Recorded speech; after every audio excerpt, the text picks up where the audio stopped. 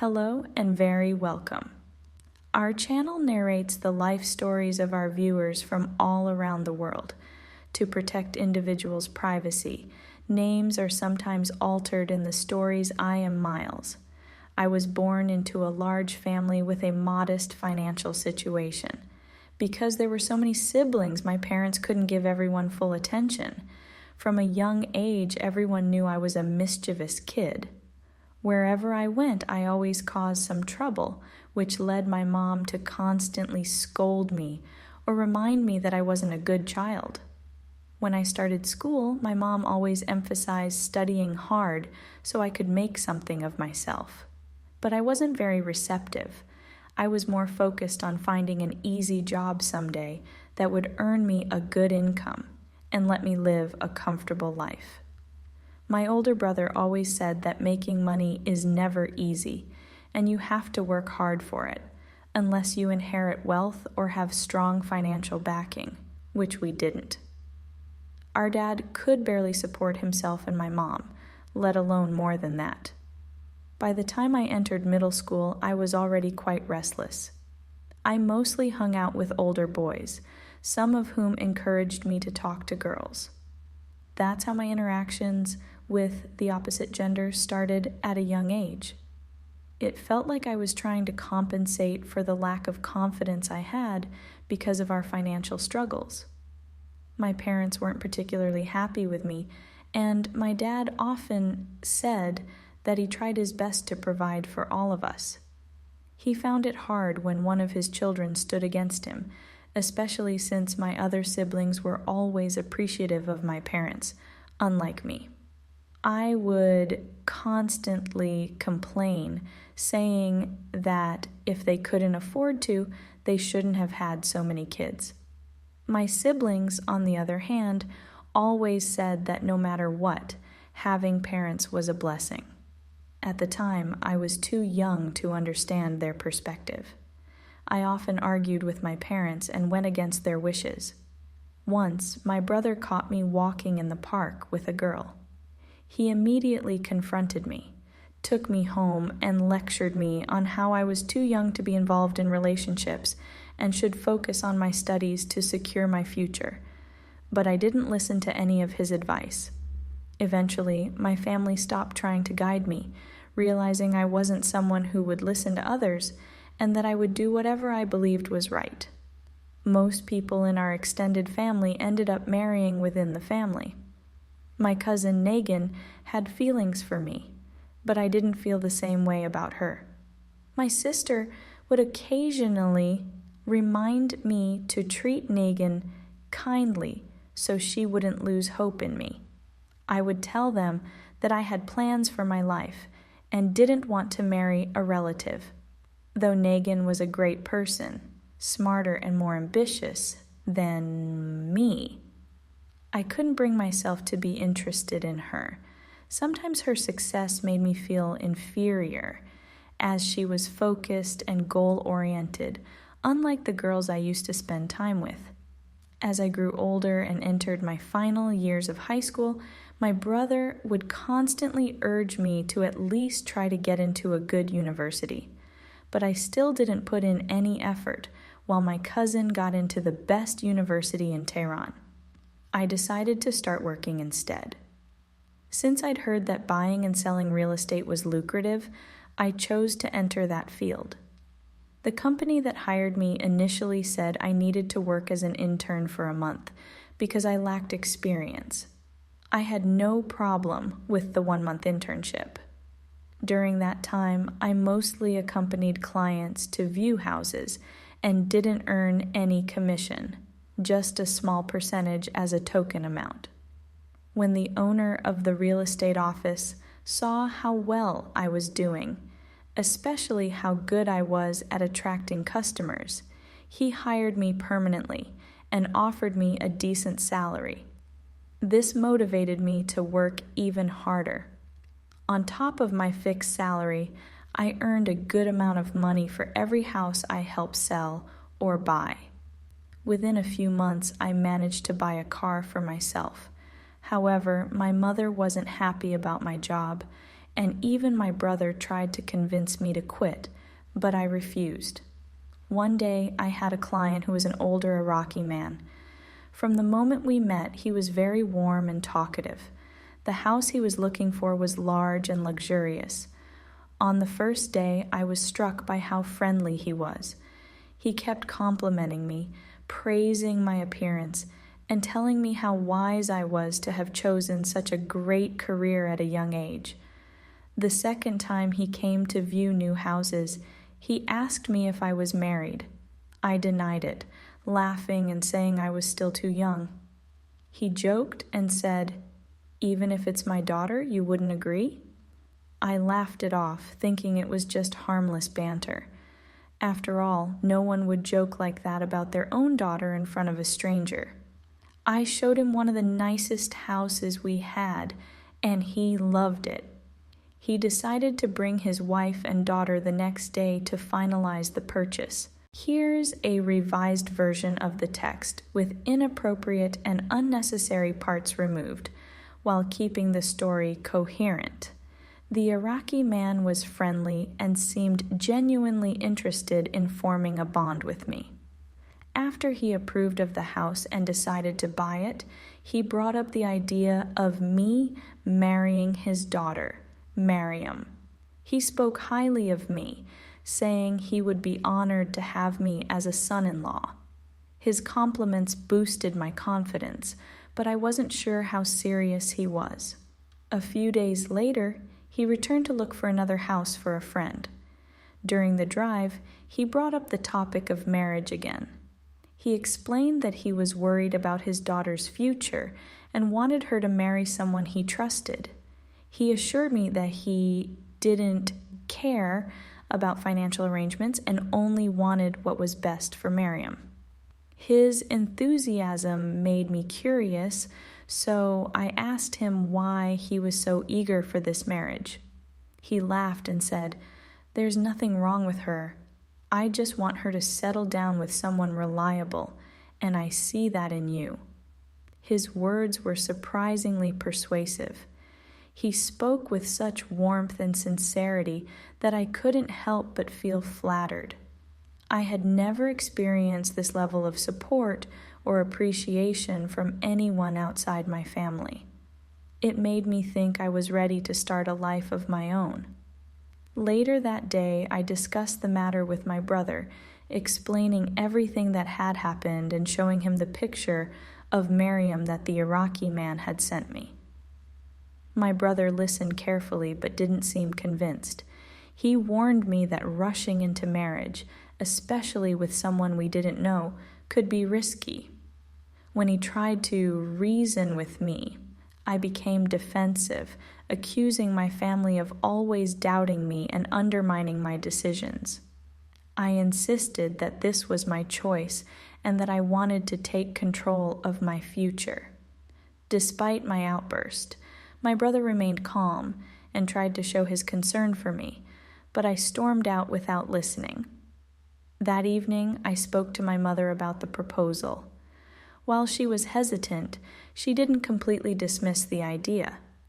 Instead, she brought up Negan, a girl from our family, as a potential match. She questioned why I wanted to marry outside the family when there were suitable options closer to home. After some discussion, I insisted that my family support my decision, warning them that I might proceed without their approval. Eventually, arrangements were made, and we went to Mariam's family to formally ask for her hand in marriage. However, my mother and the rest of my family were not fully supportive after that first visit. Luckily, the Iraqi man knew about my family situation because I had confided in him, telling him how my family had always been critical of me. It seemed he used that information to his advantage, telling me it didn't matter if my family wasn't deeply involved in the marriage process. Things moved quickly, and Mariam and I were married. Strangely, Mariam didn't seem to care much about the marriage, and I could even say she seemed unwilling. After the marriage, I began trying to build a connection with the Iraqi man's wife, Hannah. She didn't reject my advances and seemed open to a relationship. In a way, my marriage to Miriam became a bridge to reaching Hannah. After the wedding, Miriam and the Iraqi man moved out of the house, leaving me and Hannah alone. The Iraqi man deliberately left the house for me and his wife to spend time together. That was when I had my first encounter with Hannah. It was such an intense experience that I couldn't believe someone that much older than me could captivate me like that. After I was done with Hannah, I called the Iraqi man, whom I addressed as Mr. Bozorgi, out of respect. Later, I took Miriam to my family's house as a formality so they could meet her, and Miriam kissed their hands as a gesture of respect. Since my family was known for being polite and well-mannered, they behaved graciously.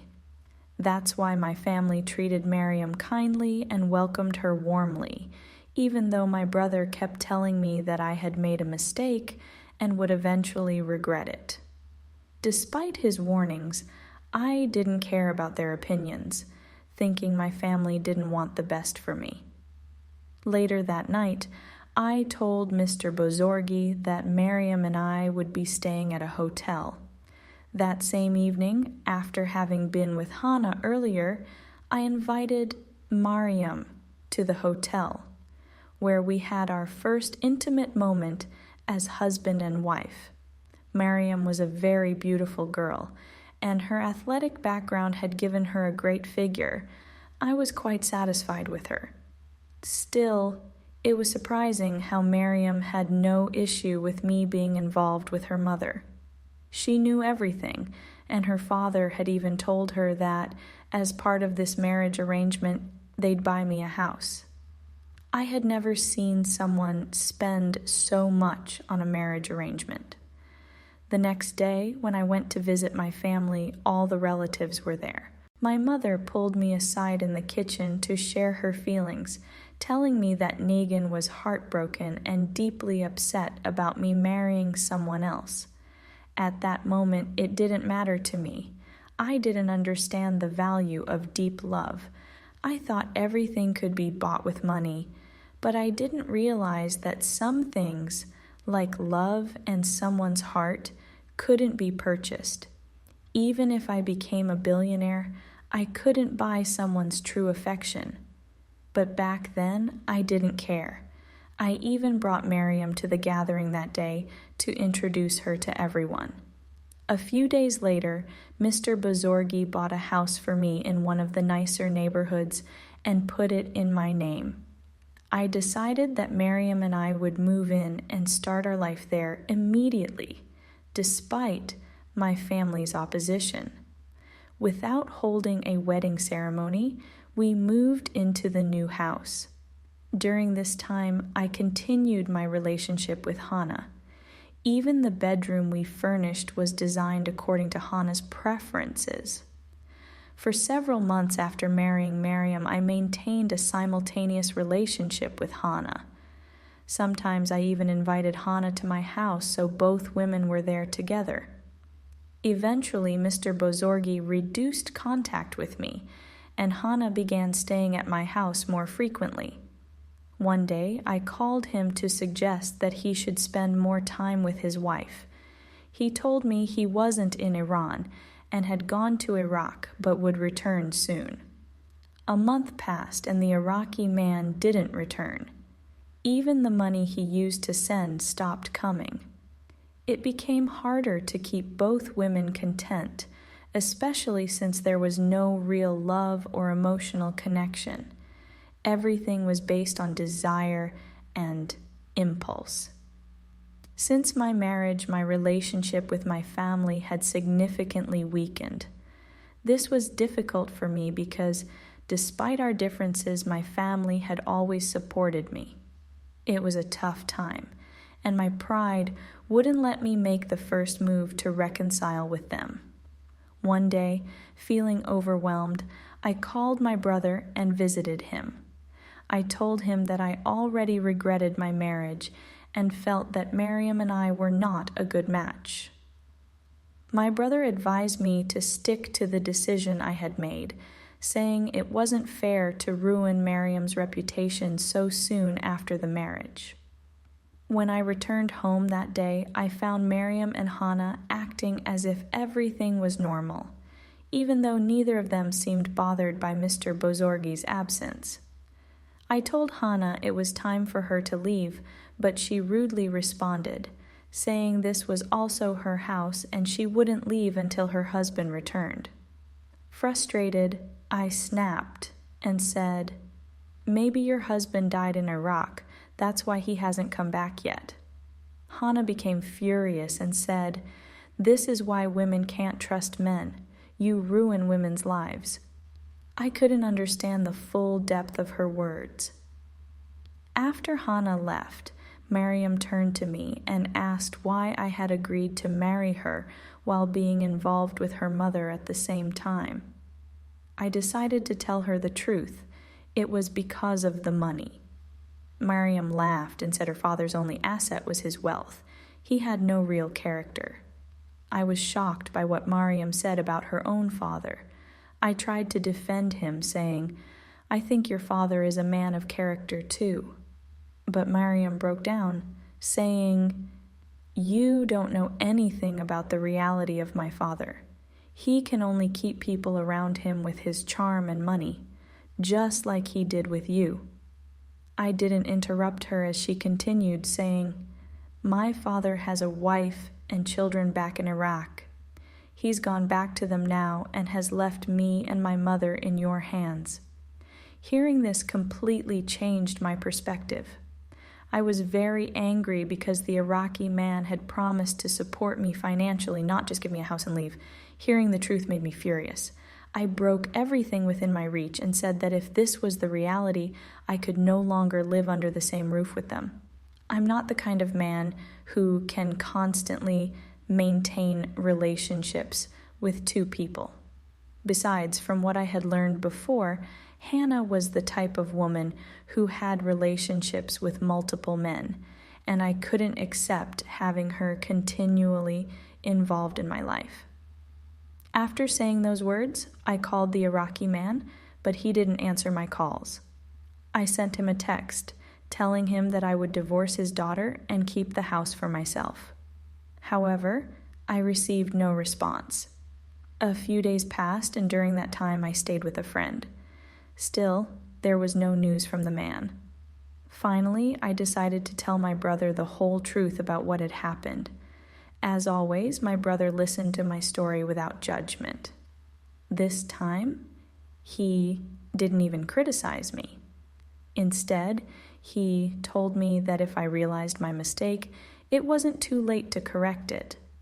Encouraged by his words, I went through the difficult process of divorcing Miriam. At first, there was a lot of drama. They kept coming to our house, making a scene, and almost everyone found out about the nature of my marriage to Miriam. Despite this, my brother stood by me and supported me. Even my mother cried for me because my life had fallen apart. At that moment, I felt an overwhelming sense of guilt. I realized how much I had taken my family for granted. I always thought they were against me and didn't love me, but despite how disrespectful I had been to them, they still opened their doors to me. After I started feeling a little better, I sold the house the Iraqi man had bought for me and used the money to buy a small house near my family's place, which I rented out temporarily because I wasn't ready to live there alone. The first thing I did after that was seek my parents' forgiveness. I apologized for all the pain I had caused them. My mother told me that a parent never holds a grudge against their child, no matter how rebellious they are. My brother also said that he considered me like his own son and valued me just as much. He never wanted to see me unhappy. Once I started to recover emotionally, I quit the shady business of buying and selling properties and began working alongside my brother at his mobile repair shop to learn the trade. After the blows I had suffered, I didn't want to get involved with anyone again. Then one day, months after my divorce, my mother brought up the subject of Negan again. She told me that Negan was still willing to marry me. She said Negan didn't care that I had been married before or that I was divorced. She still accepted me.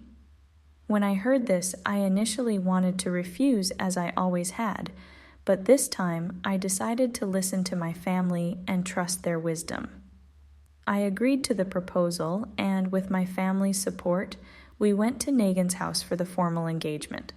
Everyone in the family was overjoyed, and my parents constantly prayed for our happiness. Negan didn't even ask a single question about my past.